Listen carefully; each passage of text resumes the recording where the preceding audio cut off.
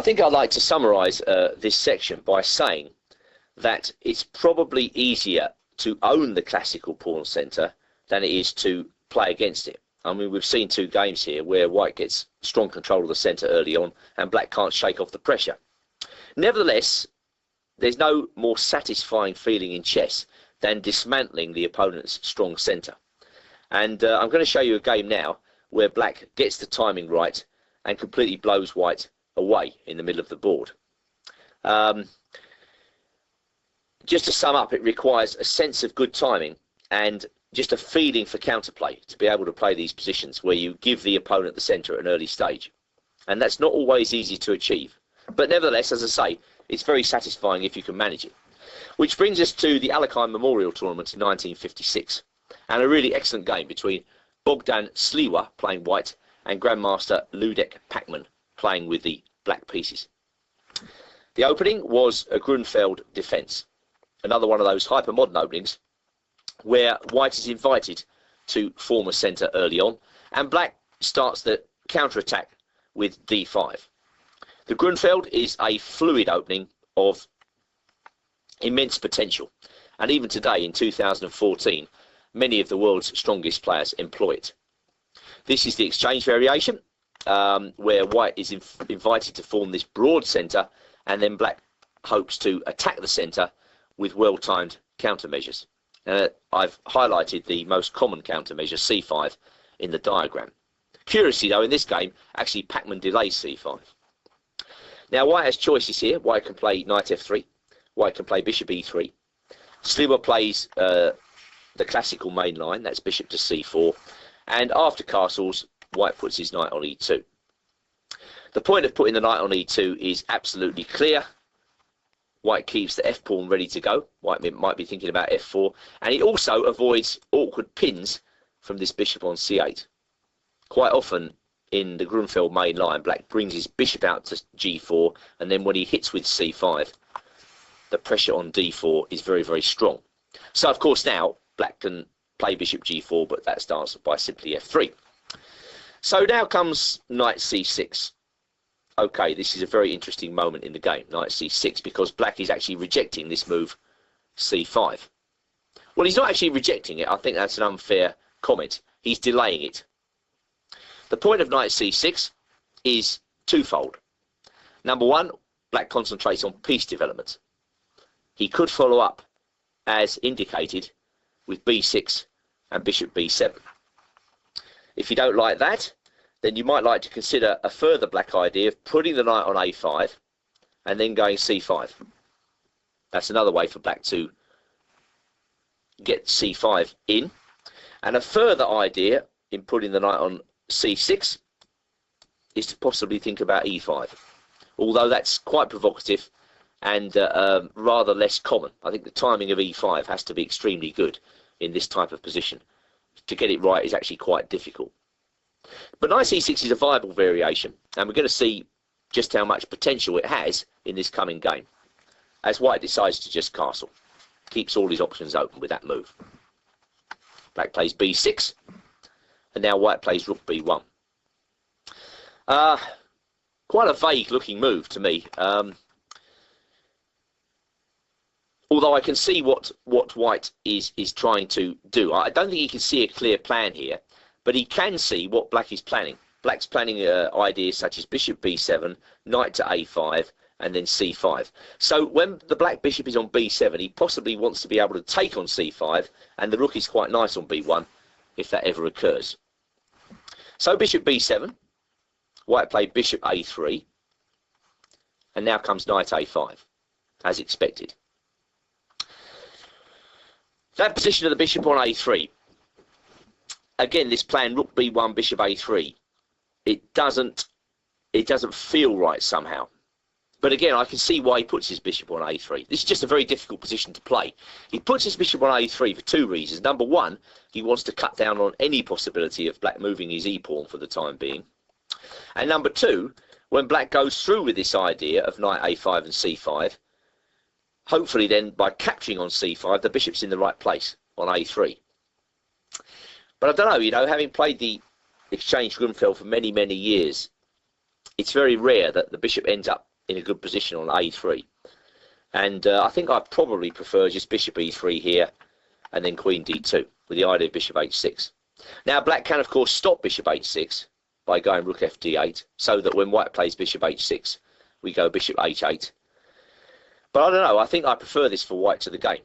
Note here that white can't just go in for the cheapo here. Bishop takes, king takes, queen f4 check, because I think black can just retreat with king to g8. Not king e8 of course, when queen f8 is checkmate. But okay, all these things are difficult to judge in the hurly-burly of over-the-board play. I mean, this is what makes chess so interesting. Certainly this type of game is very, very interesting. There are critical judgment calls to be made on virtually every move. So bishop a3, knight a5, bishop comes back to d3. I don't think white wants black to take off that bishop just yet. Now comes queen d7. Another common idea in this line, a flexible square for the queen. Note that when black now plays c5, the queen's going to be protecting the bishop, which is quite important in some lines. And the queen's quite mobile on d7. She can think about shooting out in various directions, dependent on what white does. The queen is quite good on d7. Stewart decides to get aggressive. f4. Well, that's one of the reasons why he played knight e2 in the first place, to be able to liberate the f-pawn when he wants to move it. And it's the type of move which can make a weaker player frightened. You know, you get a bit frightened about the thought of white playing simply f5, opening up the f-file, getting to grips with your king. But it's time for now the classical Grunfeld countermeasure, and Pachmann hits very hard here with c5. Now this is precisely the move which white's setup of pieces is geared to stop. So black is confronting white head on when he plays this move, as he knows that he better have a good reply after d takes c5. After all, that's what white's been preparing for the last 5 or 6 moves. But Pachmann had it all worked out. He played rook fd8, a very good move, attacking the bishop. The bishop retreated, and now another key sidestep here, queen to c7, both attacking the queen with the rook and the pawn at c5. Queen to e1. Knight comes into c4. Very well timed by black, and forcing white backwards. Now white decides, okay, my position is not great now. I might as well win a pawn. So he takes on b6. A takes b6. Bishop retreats. And now this is a classic Grunfeld game, because knight a3 gives black tremendous counterplay. And now we see the white position is funnily enough beginning to creak. There are all sorts of weaknesses in white's camp which he has to guard. Well, the first and obvious threat is to lop off the bishop. If that bishop moves, the pawn at e4 becomes tender. The pawn at c3 is very tender. The pawn at a2 is very tender indeed. So despite the fact black's a pawn down in this position, white's probably got to take that knight, which he really doesn't want to do, as the dark square bishop is priceless in a position of this type.